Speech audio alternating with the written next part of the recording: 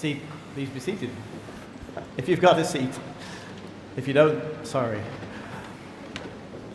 I'm Mark Rogers. I'm chaplain here at St John's Cathedral and priest in charge at DB Church for 2 more weeks. So I can do what I want at this stage. So with your permission, Father, we're going to do something slightly creative. Hopefully, most of you, when you came in, got a piece of art paper, origami paper. Hold it up if you got one. Did you get one? Some of you did.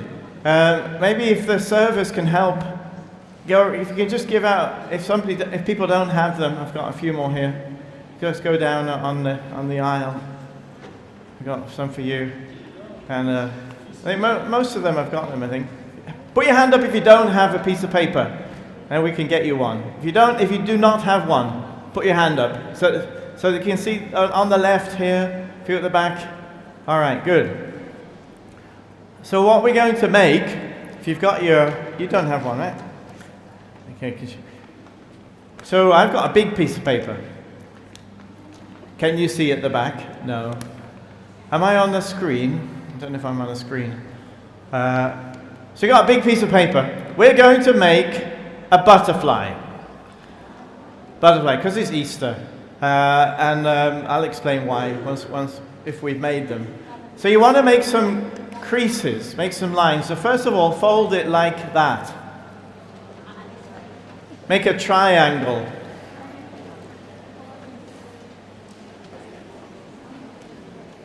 If you get one to Father Dwight, he can lean on the altar and do it. Maybe not. You got a triangle. Good, easy bit, right? And again, the other way around like that. So then you've got like an X on your thing. So fold it the other way around. You got one like that and one like that.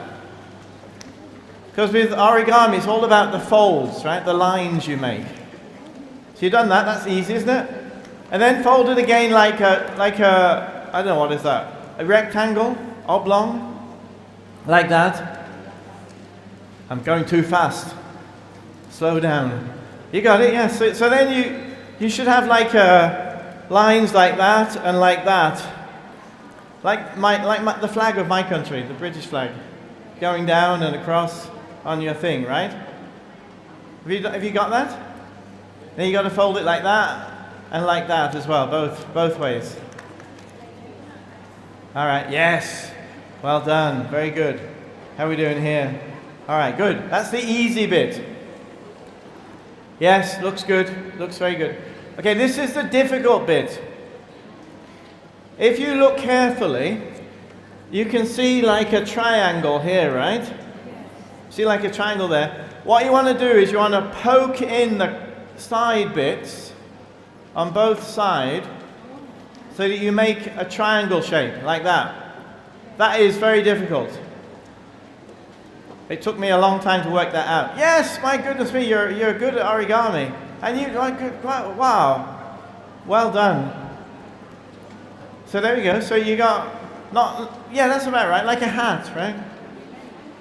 How are you doing over here?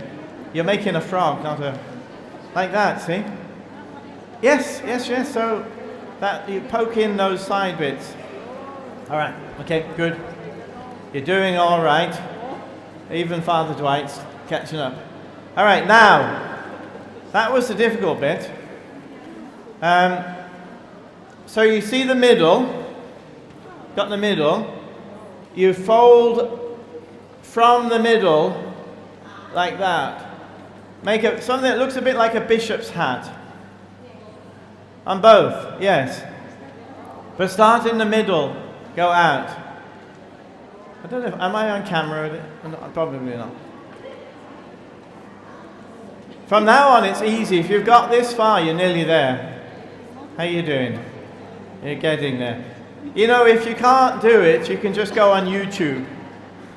Do YouTube origami butterfly. And you can watch. Yes, but pull them apart a bit. You're too close. Like that, so they're sticking out over the top, yes. All right? Good. Got it? More or less? Yes, okay. turn it around,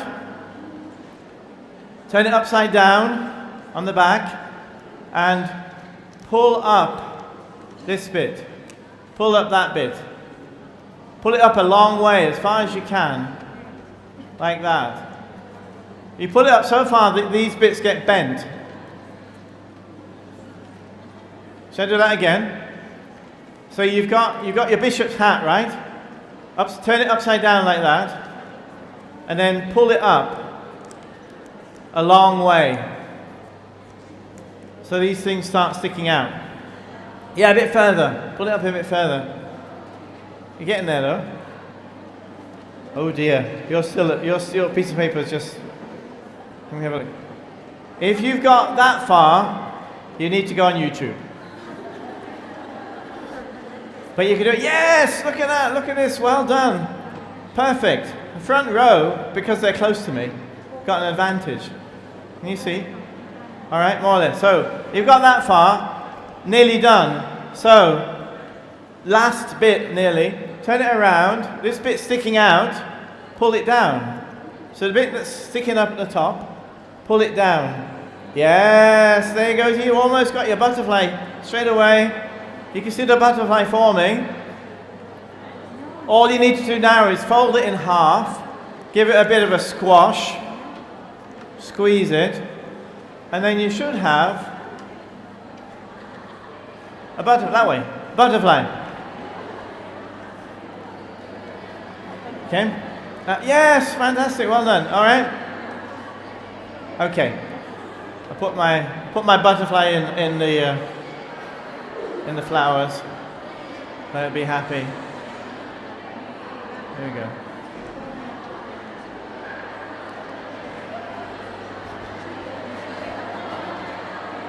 Okay, come back here. So, okay. I'm not going to get their attention now, right? Why are we making butterflies? Why are you making butterflies? The butterfly is a symbol. It's a symbol of Easter Day for two reasons. First of all, the butterfly reminds us of Jesus. Because how is a butterfly made? It starts life as a caterpillar, right?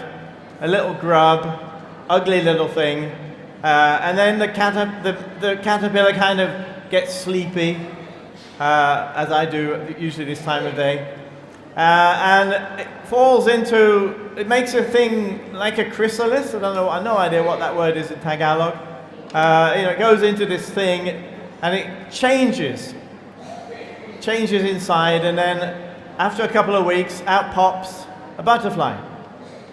So the butterfly is a symbol of something new being made, of transformation. So that's something similar to Jesus. Now, of course, the caterpillar doesn't die, right? The caterpillar doesn't die, it just changes. So it's not a perfect symbol. But it points to Jesus, in as much as when Jesus on the cross then came to Easter Day, something had changed. Something had changed in Jesus.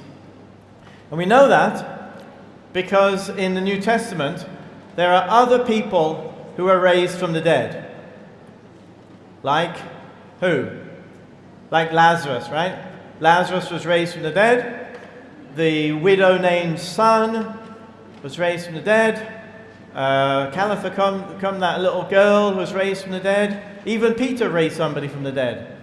So for people of Jesus' time, it's a little bit strange for us, but raising people from the dead wasn't that extraordinary. They'd seen Jesus do it. But with the resurrection, it was something more than that. Because those folks, like Lazarus, he came back, and people said, "Wow, great. Well done, Lazarus. Good to see you again." But when Jesus came back from dead, something else was happening. So imagine you went back you had a time machine, and you could go back 2,000 years, and you were at the empty tomb in Jerusalem. What would you see? What might you see? Would you see somebody like me? Or would it be something else? Maybe bathed in light or something? We don't know. We don't know. We don't know exactly what form the risen Christ took. But we know it was not just a kind of resuscitation. It wasn't just a dead person, whoop, back again. It wasn't like Lazarus. It was something else. So that's what the caterpillar, the butterfly, reminds of. It points to Easter and something happening to Jesus. But I think, this is my point, I think Easter, yes, it's about Jesus, but actually it's about the disciples. And it's about the church. And it's about you and me. So the other meaning of Easter, and this is where the symbol of the butterfly comes in. The other thing about Easter is that the disciples are raised. Not from the dead, but they're raised from their despair. They lost hope, right, when Jesus died. They're raised up from their grief, their sadness. They're raised up from their guilt, betraying, abandoning Jesus. You know, the New Testament is full of stories of forgiveness. Something new happens to the disciples. And in the story today with Mary, it's a great example of that. So Mary, when she meets Jesus, the risen Jesus, Mary is changed. Mary is changed in a very, very deep way. At a fundamental level. And that's what Easter is really about. Because we wouldn't be here today if the disciples weren't changed on Easter Day. Because after Easter Day, the disciples were no longer afraid. They were full of courage to go out and carry on doing the things that Jesus did, even if it meant risking their death. They were no longer grieving. They were at peace. They were healed and restored. They were people who were out on a mission to make the world better, to make the world more fair, more peaceful. They were trying to create something new. You know, the first church was astonishing in how inclusive it was. With men and women, it's a very patriarchal society at the time of Jesus. But the church was a place where men and women sat down and worshipped God and ate together. That was amazing at the time of Jesus. And not just men and women, Jews and Gentiles, rich and poor, slaves and free, all these different parts of society where it was so hierarchical at the time of Jesus. In the church, that hierarchy fell apart and a new inclusive community was being made. Why is that? The reason for that we know is because of the resurrection. Because of what the resurrection did in the hearts and the minds of the disciples, changing how they saw the world, changing them from the inside out. So when you're making the butterfly, yes, we think about Jesus. We don't know exactly what Jesus was like when he was raised, and we celebrate that, and it's wonderful.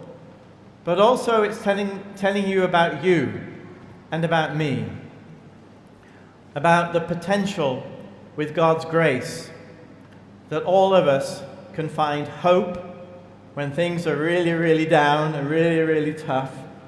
We're not abandoned. We can find that hope, that the determination, the resolution to carry on, the resilience to persevere. We can find healing when we lose things in life, as we do. Life is tough sometimes, and there are many things that make us sad. We can find peace and healing despite that sadness. We can deal with our anxiety and our fears, and we can bring together people that normally wouldn't relate to one another in a mission of compassion and reconciliation and mercy and forgiveness. That's the work of the church, and it all starts on Easter Day. Alleluia, Christ is risen. Alleluia.